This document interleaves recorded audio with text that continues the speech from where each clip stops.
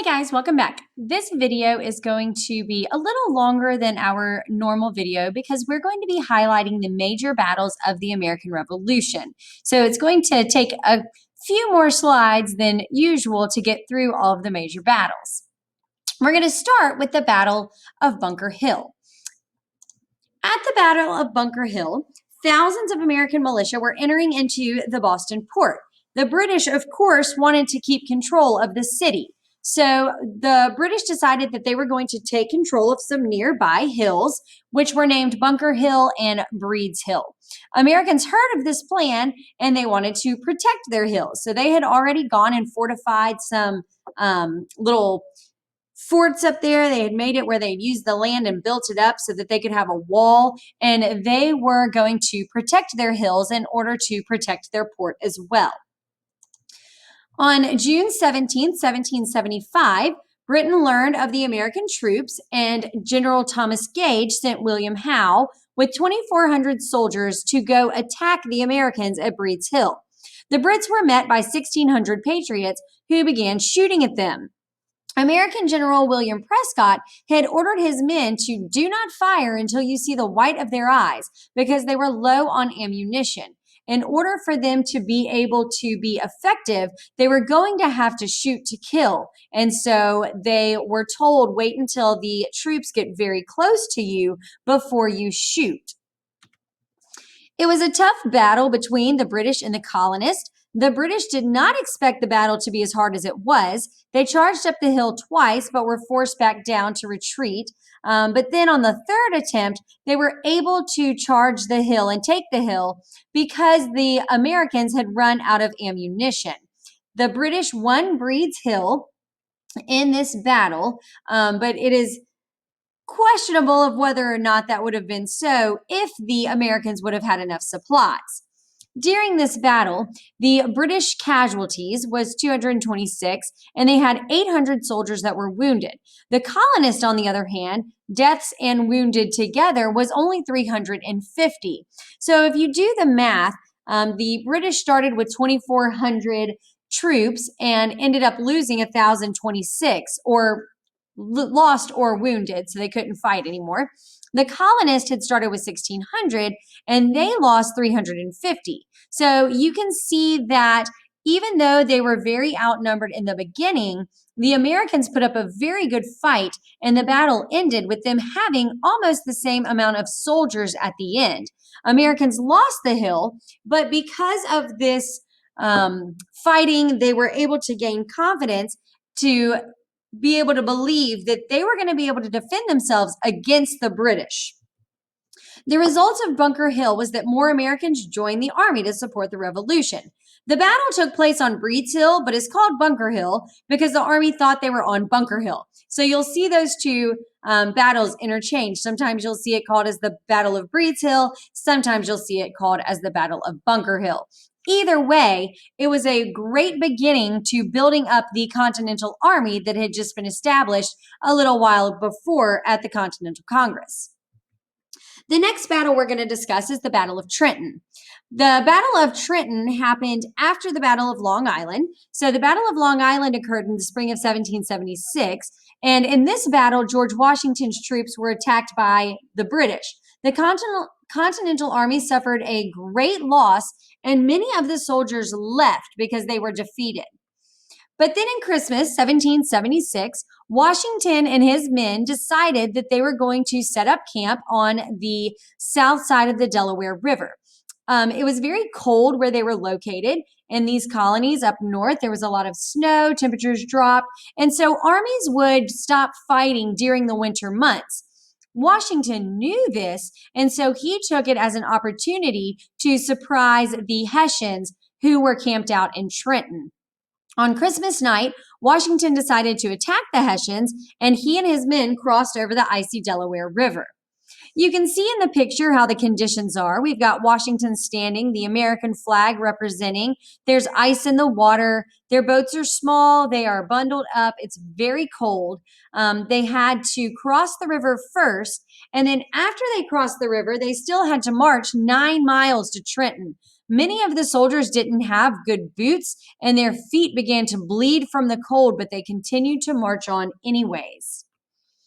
Washington's troop approached Trenton and attacked the Hessians on Christmas night. They fought for about an hour before the Hessians surrendered. 1,000 Hessians were captured and marched through Philadelphia to show of the defeat that they had just done. The battle was not easy for the Americans, but the victory inspired courage and pride, and it gave them a hope that they would be able to be successful in the future. The next battle is the Battle of Saratoga. The Battle of Saratoga took place when the Britons wanted to separate from the New England colonies. So in order to do this, they were going to have to take control of New York in order to keep their supplies and communications from getting to Massachusetts and the rest of New England. So they planned to attack Albany from the north, south, and west. But some of the groups got into the fight along the way. All of the British did not make it there to help John Burgoyne. The Battle of Saratoga was really two battles between September and October of 1777. The first was the Battle of Freeman's Farm. British General John Burgoyne and 6,000 British troops headed towards Albany, New York to meet the American General Horatio Gates and his 12,000 Continental soldiers. Gates and his men kept Burgoyne from advancing towards Albany. Burgoyne was forced to go back to camp and come up with a new plan. Next, we have the Battle of Bemis Heights. On October 7, 1777, Burgoyne led 1,500 men to investigate the area and was met by Continental General Benedict Arnold. On October 8th, Burgoyne ordered a retreat, but General Gates met him with 20,000 American soldiers and surrounded the British at Saratoga. Burgoyne surrendered on October 17, 1777, and he returned to Britain in disgrace. The turning point of this battle was after the battle ended, it looked as if the Americans may win this war. Because of that, France became an American ally, which means they came in to help fight against the British. They were convinced that America was a new nation, and they sent supplies, soldiers, and ships in order to support the troops. This was the help that the Americans needed to win the war. Next, we have Valley Forge. Valley Forge is not necessarily a battle, but helps you to understand what the conditions were like for the troops that were fighting during the Revolution. It was common for armies to quit fighting during the winters to rest. Washington decided to set up camp at Valley Forge in Pennsylvania. It was high on a hill with a river and creeks on either side, which made it difficult to be attacked, but it also made it very cold where they were located. They had log huts that were used as their shelter. They housed about 12 soldiers and measured about 14 by 16 and 6.5 feet with 6.5 feet walls. Fireplaces were built into the ground. The floors were dirt, and they had cloth that covered the doorway. These log cabins were very drafty, and they were smoky from the fireplaces being on the inside, and they were also damp, which made it very unhealthy living quarters for the soldiers. In addition to having substandard housing, there was also a scarcity of supplies for the soldiers because Congress could not afford them. Their clothes were ragged and burned from being in battle, and many of them did not have shoes and were simply wrapping their feet in rags, which offered no protection from the cold. Because of the weather, the troops were rarely dry, and it caused illnesses and frostbite. Men ate fire cakes, which was made of flour and water heated over a fire. One of the greatest fears of Washington at this time was not that his men were going to die from battle, but that his men were going to die from starvation. The Schuylkill River gave soldiers water, but many of the men relieved themselves there as well, since they did not have any sort of bathrooms, which made it unhealthy for them to drink the water or bathe in the water safely. There was also illness that swept through the camp during the winter. The number one killer in Valley Forge was illness. It was difficult to stay dry, and the soldiers did not have very clean living conditions. Horses would die and be left there to decompose, which created an awful smell. And then there were also diseases like smallpox, pneumonia, and dysentery that were infecting the men that were there. The huts were very crowded, and so disease spread quickly. Men were ordered to get a smallpox vaccination, which was a new concept, but it helped cut down on the deaths. During this winter, 2,500 of 12,000 soldiers died at Valley Forge. More people died at Valley Forge than in any of the battles during the Revolution. Lastly, we're going to discuss the Battle of Yorktown and the Treaty of Paris of 1793. The French sent troops and supplies, as well as their navy, to help Americans defeat the British.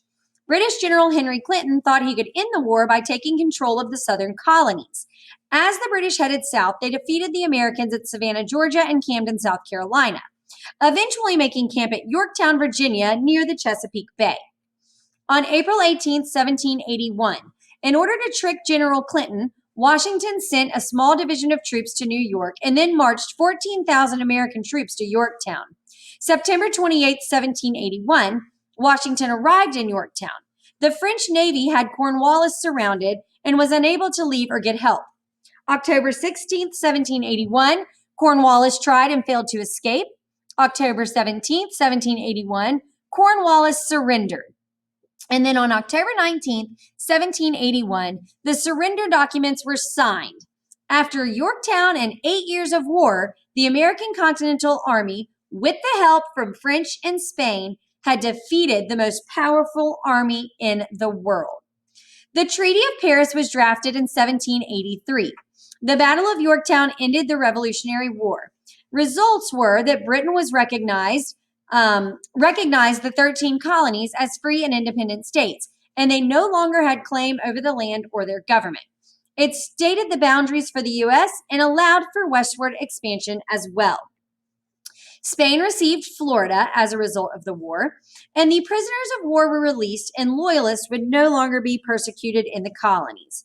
Finally, the 13 colonies became the United States of America and were free.